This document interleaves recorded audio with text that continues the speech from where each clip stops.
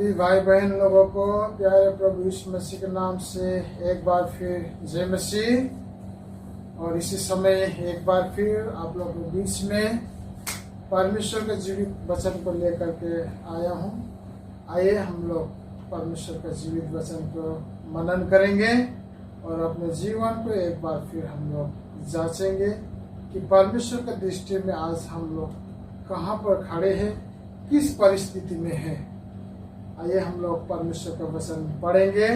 लूका रचित सुसमाचार उसका 15 अध्याय और 11 पद से हम लोग पढ़ेंगे। ध्यान से सुनेंगे हम लोग परमेश्वर का वचन। यहाँ पर लिखा है, फिर उसने कहा, किसी मनुष्य के 2 पुत्र थे। उनमें से छोटे ने पिता से कहा, हे पिता, संपत्ति में से जो भाग मेरा हो वो मुझे दे दीजिए। उसने उनको अपनी संपत्ति को बांट दी। बहुत दिन न बीते थे कि छोटा पुत्र सब कुछ इकट्ठा करके दूर देश को चला गया और वहां कुकर्म में अपने संपत्ति उड़ा दी। जब वो सब कुछ खर्च कर चुका तो उस देश में बड़ा अकाल पड़ा और वो कंगाल हो गया। इसलिए वो उस देश के निवासियों में से एक के यहाँ जा पड़ा। उसने उसे अपने खेतों में सुअर चराने के लिए भेजा और वो चाहता था कि उन फलियों से जिन्हें सुअर खाते थे अपना पेट भरे, और उसे कोई कुछ नहीं देता था। जब वो अपने आप में आया तब कहने लगा, मेरे पिता के कितने ही मजदूरों को भोजन से अधिक रोटी मिलती है और मैं यहाँ भूखा मर रहा हूँ। मैं अब उठकर अपने पिता के पास जाऊंगा और उससे कहूंगा कि पिताजी, मैंने स्वर्ग के विरोध में और आपकी दृष्टि में पाप किया है। अब इस योग्य नहीं रहा कि तेरा पुत्र कहलाऊं। मुझे अपने एक मजदूर के समान रख ले। तब वो उठकर अपने पिता के पास चला। वो अभी दूर ही था कि उसका पिता ने उसे देखकर तरस खाया और दौड़कर उसे गले लगाया और बहुत चूमा। पुत्र ने उससे कहा, पिताजी, मैंने स्वर्ग के विरोध में और तेरे दृष्टि में पाप किया है और अब इस योग्य नहीं रहा कि तेरा पुत्र कहलाऊं। परंतु पिता ने अपने दासों से कहा, झट अच्छे से अच्छा वस्त्र निकाल कर उसे पहनाओ और उसके हाथ में अंगूठी और पाँव में जूतियां पहनाओ, क्योंकि मेरा ये पुत्र मर गया था फिर जी गया है, खो गया था अब मिल गया है। और ये वे आनंद करने लगे। इस सुंदर वचन के लिए हम परमेश्वर को धन्यवाद देंगे। इस वचन के द्वारा हम परमेश्वर का महान प्रेम को हम लोग यहाँ पर पाते हैं। ऐसे भी आज हम लोग इस संसार में हर एक माता पिता अपने बच्चों से बहुत ही प्रेम करता है, चाहे उसका बेटा कितना भी गलत रास्ता पर क्यों ना हो, अपने संतान कितना भी गलत रास्ते पर क्यों ना हो, चाहे वो शराबी हो, जुआरी हो, लड़ाई झगड़ा करने वाला हो, मारपीट करने वाला हो, गलत बहुत सारे काम करने वाला क्यों ना हो। और कभी कभी तो बच्चों का गलत काम करने के कारण माता पिता का सर भी शर्म से झुक जाता है। लेकिन माता पिता होने के कारण सब कुछ को सहते हुए, सब कुछ को दुख को सहते हुए भी अपने बच्चों से यही आशा रखता है कि एक न एक दिन जरूर मेरा बेटा या मेरी बेटी जो है सुधर जाएंगे, सही रास्ते पर आएंगे, सारे गलत काम को छोड़ करके सही रास्ते पर आएंगे। चाहे उनके लिए उनका माता पिता को चाहे 1 सप्ताह हो, चाहे 1 महीना हो, चाहे 1 साल हो, चाहे जीवन भर भी आशा रखना पड़े, लेकिन माँ बाप होने के कारण, अपने बच्चों से प्रेम करने के कारण माँ बाप यही आशा रखता है कि एक न एक दिन मेरा बेटा या बेटी, मेरा बच्चा जरूर सुधर जाएंगे। इसी आशा में वो अपना जीवन को बिता देते हैं। लेकिन आज हम लोग परमेश्वर का वचन में देखते हैं एक संसारिक माता पिता होते हुए अपने बच्चों से इतना आशा रखते हैं, लेकिन उससे भी बढ़ के प्रेम करने वाला एक परमेश्वर हमारा है, जो सारे सृष्टि को बनाने वाला परमेश्वर हम सभी मानव जाति से प्रेम करते हैं। चाहे आप किसी भी देश का है, चाहे आप किसी भी धर्म से है, चाहे किसी भी जात का क्यों ना हो, चाहे किसी भी परिस्थिति में रहने वाला क्यों ना हो, हम सभी का एक ही परमेश्वर है। और वो परमेश्वर चाहता है कि हम सभी गलत रास्तों को और सभी पापों को छोड़ करके, बुराई को छोड़ करके और पूर्ण पश्चाताप के साथ अपने जीवित परमेश्वर के पास में आए, अपना गलती को स्वीकार करते हुए अपने पिता परमेश्वर के पास में आए। परमेश्वर यही चाहता है। इसलिए यहाँ पर अभी भी हमने वचन में पढ़ा, एक पिता का 2 बेटा है, उसमें से छोटा बेटा ने अपना पिता से अपना संपत्ति का हक मांग करके, और उसका पिता ने अपना बेटा को संपत्ति, उसका जो हक था उसको दे दिया। और वचन बताते हैं कि वो बेटा ने अपना हक को सब कुछ इकट्ठा करके दूर देश में चला गया और वो सारे संपत्ति को गलत कामों में, कुकर्म में उड़ा दिया। और जब उसका सब कुछ संपत्ति खत्म हो गया, गलत काम में उड़ा दिया, पैसा सब कुछ खत्म हो गया, तो उसी समय उस देश में बहुत बड़ा अकाल भी पड़ा और साथ साथ में वो कंगाल भी हो गया। उसके पास खाने के लिए भी कुछ नहीं था। उसके सारे दोस्त लोग ने भी उसी समय उसको छोड़ दिया था। इसलिए जब उसने अब कंगाल हो गया था, भूख लगने लगा, खाने के लिए कुछ नहीं, इसलिए उसने काम ढूंढने के लिए जब निकला तो आखिर में एक काम उसको मिला, वो है सुअर चराने का काम। और उसके अलावा उसको कुछ नहीं देता था। जो सुअर फलियां खाती थी, उसी सुअर को खाना को खा करके जीना है बोल करके उसका सुअर का मालिक ने बोला था। इसलिए इस परिस्थिति में आया, इस परिस्थिति में जब वो आया कि सुअर का अब खाना खाने का नौबत उसके सामने में आया, तो उसने अपना पिता को, घर को याद किया।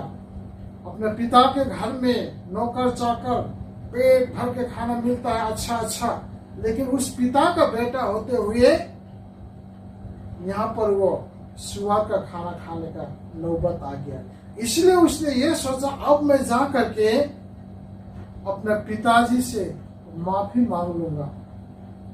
ये सोच करके वो रास्ता से होते हुए अपना पिता के घर की तरफ में जा रहा था। लेकिन परमेश्वर का वचन में यहाँ पर बताते हैं कि उसका पिता ने दूर से ही उसका बेटा, अपना पुत्र को देख लिया और उसका पिता जो है दौड़ करके चला गया और अपना पुत्र को गले लगाया और छूट लिया।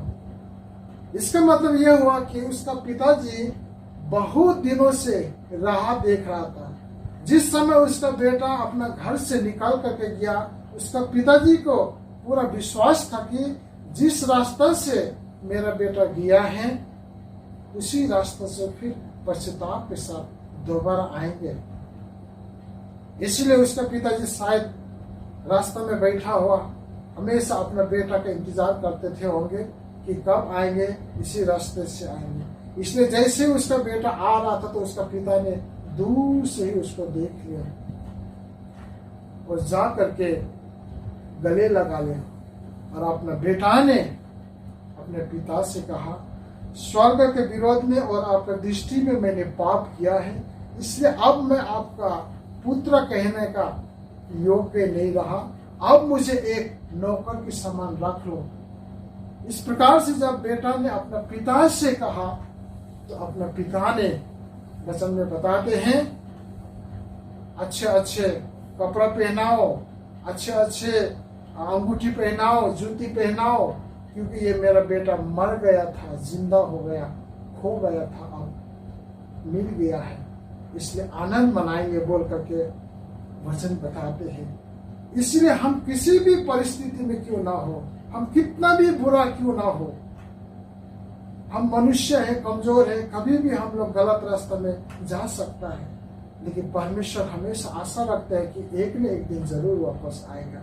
इसीलिए परमेश्वर का वचन में यहाँ लिखा है, पढ़ते हैं तो, पिता ने अपना बेटा को घर से नहीं निकाला, लेकिन खुद उसका बेटा जो है अपना पिता का घर को छोड़ करके अपना इच्छा के अनुसार जीने के लिए कोशिश किया। जब तक वो बेटा अपना पिता के घर में था, पिता का अनुशासन में था, किसी चीज के उसका कमी नहीं था, खाने पीने के लिए, पहनने के लिए, हर एक चीज उसका जरूरत तो उसका पिता उसको सब जरूरत को पूरा करता था। लेकिन जैसे ही अपना पिता के संगति को छोड़ करके, अपना पिता के घर को छोड़ करके अपने इच्छा के अनुसार जीने के लिए कोशिश किया, उसी समय शैतान ने उसका अटैक किया, उसका जीवन में काम किया। क्योंकि जब तक उसका पिता के संगति में था, पिता के पास था, शैतान ने उसको कुछ भी नहीं कर सका। उसी प्रकार से हम लोग भी माता पिता, एक संसारिक माता पिता भी जब मम्मी पापा का, अपना माता पिता का बातों को मानते हुए उसके इच्छा, उसके आज्ञा के अनुसार चलते हैं, तो कभी भी हम लोग गलत रास्ते पर नहीं जाते। लेकिन जो बेटा बेटी अपना माता पिता का आज्ञा को तोड़ के, अपना माता पिता को इच्छा के अनुसार नहीं चल के अपना इच्छा के अनुसार जब चलने लगते हैं, तो वो गलत रास्ते पर चले जाते हैं। इसीलिए वो उसका छोटा बेटा भी अपनी इच्छा के अनुसार जीने के लिए कोशिश किया। इसलिए बहुत सारे दुख, तकलीफ, समस्या, परेशानी आया, यहाँ तक कि उसको सुअर का खाना खाने का नौबत तक आ गया। लेकिन जब उस बेटा ने अपना गलती को स्वीकार किया, मैंने परमेश्वर का दृष्टि में और पिता का साथ में मैंने दृष्टि में पाप किया है, अब मैं जाके अपने पिता से माफी मांगूंगा बोल करके, इस प्रकार से जब पश्चाताप के साथ अपना पिता के पास गया, तो पिता ने उसे गले लगाया। इसी प्रकार से आज हम लोग भी इस संसार में रहते हैं, तो हम लोग के अंदर में बहुत सारी कमी है, कमजोरी है, हम लोग कभी भी गिर सकता है। लेकिन परमेश्वर हमेशा आशा रखते हैं कि उसके पास में लौट आए। इसलिए आज इसी समय आप लोग ये वचन सुनते समय किस परिस्थिति में है आप लोग, मैं नहीं जानते, लेकिन मेरा परमेश्वर से यही प्रार्थना है, किसी भी परिस्थिति में आप है, किसी भी बुराई रास्ता में है, किसी भी गलत रास्ते पर अगर आप है, तो अपना गलती को स्वीकार करते हुए, अपना पापों से पश्चाताप करते हुए अपने परमेश्वर के पास में लौट चले आइए। क्योंकि परमेश्वर के पास लौट आने में ही हमारे लिए भलाई है और हमें आशीष मिलता है और हमें परमेश्वर संभालते हैं। इसलिए यहाँ पर आज हम लोग अपने माता पिता का आज्ञा पालन करना ही हर एक संतान का कर्तव्य होता है। उसी तरह से सभी मनुष्य का मूलभूत कर्तव्य परमेश्वर को जानना और उसकी आज्ञाओं का पालन करना ही, यही मनुष्य का सबसे बड़ा हमारा कर्तव्य होना चाहिए। इसलिए आज इस वचन के द्वारा हम यही सीखते हैं, जिस प्रकार एक संसारिक माता पिता अपने बच्चों के लिए उसके वचन के अनुसार जब चलते हैं, उसकी इच्छा के अनुसार चलते हैं, तो सब कुछ देने के लिए तैयार हो जाते हैं। चाहे अपना नहीं खाते हुए भी, नहीं पहनते हुए भी अपने बच्चे के सभी जरूरत को पूरा करने के लिए कोशिश करते हैं। उसी प्रकार से हमारा स्वर्गीय पिता परमेश्वर, जो आपका मेरा सारे मानव जाति का एक ही परमेश्वर है, वो परमेश्वर चाहता है कि हम इस दुनिया में रहते हुए हमेशा अपना परमेश्वर के संगति में रहे, उसके पास में रहे, और हम बहुत सारे आशीष पा करके दूसरों के लिए भी आशीष का कारण बने। इसी वचन के द्वारा आज हम इतने बताएंगे। इस वचन के द्वारा परमेश्वर आप सबको आशीष करे।